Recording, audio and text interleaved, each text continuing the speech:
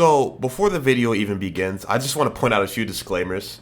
The first one is the background video being Fall Guys. The simple reason for that is because Toei Animation is worse than the devil, and they claim all of my videos if I do not change the background to something besides One Piece clips. So until I find a resolution to the One Piece clips getting claimed every time I use them, you're just gonna see like gameplay from different games from the background. But I doubt that really matters because that's not kind of what the main point of the video is for. Another thing that I'm gonna be changing up is that I'm not going to be reviewing the entire chapter. I'm gonna assume that you've already sat down and read the damn thing before I even continue and finish this entire video. Because I'm gonna be honest, I don't think me sitting down and talking about the scabbards for like 5 minutes is entertaining for anybody of the masses.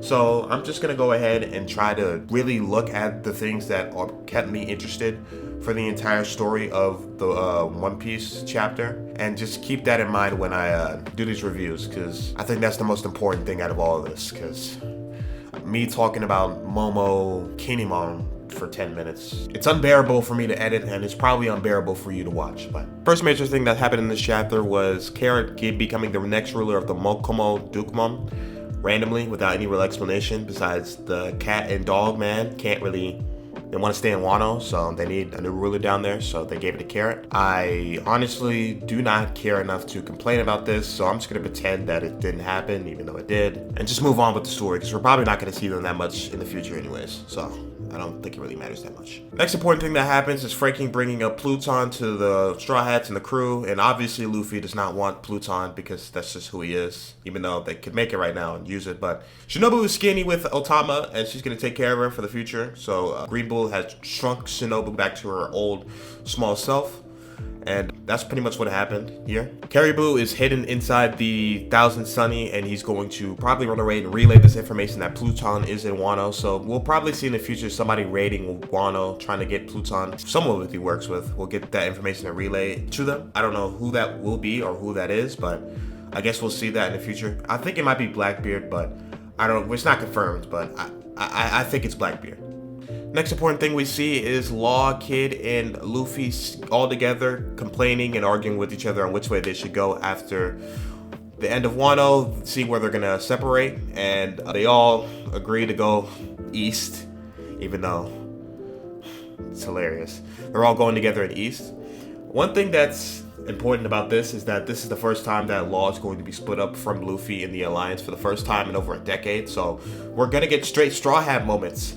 Thank God. I have been waiting for it's been since Fishman Island since we saw Straw Hat moments together where they're all it's just them. We're not getting extra crew members or extra people around them. I had no problem with Law with the crew, but it just feels, I feel like it's time for us to get back to just the straight Straw Hat moments in One Piece, and we're actually going to get towards that after Wano in a few chapters, because it's really been cram-packed with a lot of scabbard and all of this other informations without the story, but we're not getting enough Straw Hat moments, I feel like, and we're actually going to go towards that in the future of this story. So no more Law Alliance and no more Kid Pirates with Luffy from the upcoming chapters. They're all splitting up for the first time in over 100 plus chapters, 200, I can't really remember. I think it's one of those numbers. So yeah, they do talk about Buggy and his crew members with Mihawk and Crocodile. I don't know how this happened, but I'm assuming they joined forces to lay low with the government coming towards them and trying to catch all the warlords. My guess is that Buggy and Crocodile and Mihawk, they all made an agreement to stick together to form one big crew, Yonko level crew, so the government won't come and try to attack them every other week while they're by themselves and try to take advantage of them. So that's just one thing I think that those three as warlords did together. I'm not really going to pay too much attention to this. That's what I think happened. I'm not going to sit here and say, oh, well, Buggy's actually the main leader to Mihawk and Crocodile. I'm not going to sit here and say that and act like that's just the true reality of it all. I just personally think that all the warlords got together so they won't have to worry about the government coming and attacking them. That's what I think Mihawk did and Crocodile did, so they could try to not lay low, because obviously they're in a Yonko crew, but just stay like protected enough to where they won't have to go fight every 5 seconds alone together.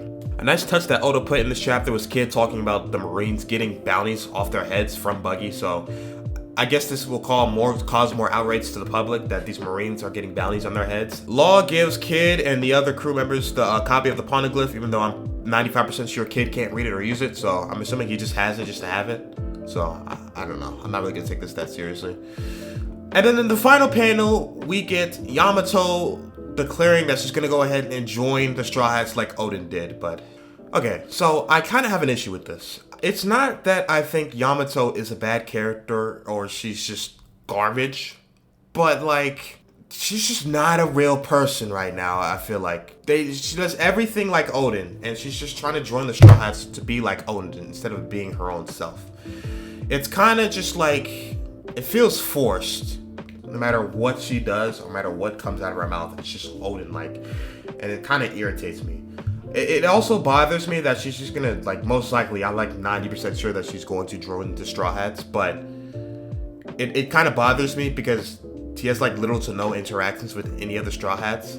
Like, most of her main interactions came from when she, like, declared to, like, half of the Straw Hats that, hey, I'm gonna join you, but, like, 3 or 4 of them didn't even know who, like, Yamato was. I mean, they knew who Yamato was, but, like, they didn't know what she looked like, so... Kind of just seeing her at the first time, just kind of declaring that she's going to join the Straw Hats. It's kind of weird. None of the other Straw Hats joined the crew just straight up off of just declaring themselves besides Robin. Even though, like, it was kind of just temporary for her. She didn't really think she'd be there for as long, and she kind of was kind of forced to join them because Luffy saved her life. So, that's just kind of how that went. I feel like Yamato is just completely undervalued as a character in the story. Because there's been like moments where you could have gotten real character development like starts out of her, with her versus Kaido, and then her with like the other characters in Wano. But then it's kind of just her declaring herself as Oden and trying to copy herself as Oden. And it kind of just bothers me because I don't really understand the point of her like just being Oden. It's very stupid. I'm gonna be honest with you. I don't have a problem with her trying to idolizing Oden, but making everything about her with Oden, like doing everything like Oden, it's undervalued, especially in the Straw Hats and Wano, on how like Yamato could have had big moments with some of the other Straw Hats. Like let's say she was just with Usopp and Nami for the entirety of the raid. Like the entire of the raid, she was with, like Usopp and Nami, instead of like with Momo for the entire time. It probably would have worked. She probably would have been able to join the Straw Hats without me really saying anything because she has vouchers for the other Straw Hats, but she really has no other vouchers for the Straw Hats to join. She's just gonna hop on the crew, and I'm assuming they're just gonna let her go on and sail off. I got that word right. But I don't really know what else to really think of it. I don't think Yamato's a bad character, but I just don't really feel like it's right to just allow her to join the Straw Hats just out of like nowhere. But who am I here to complain? But overall, I'm gonna rate this chapter a solid 7 out of 10. Oda didn't do a bad job on explaining everything towards the end of Wano. He did everything that I expected him to. Even the things that I would probably have complaints about, he just straight out and did it, even though we kind of knew it was going to happen. I have no real issues with this week's chapter, but that's all it for me. I'll see y'all in 2 weeks, because that's when Shonen Jump is back. We're on break next week, but... yeah, I'll see y'all in 2 weeks.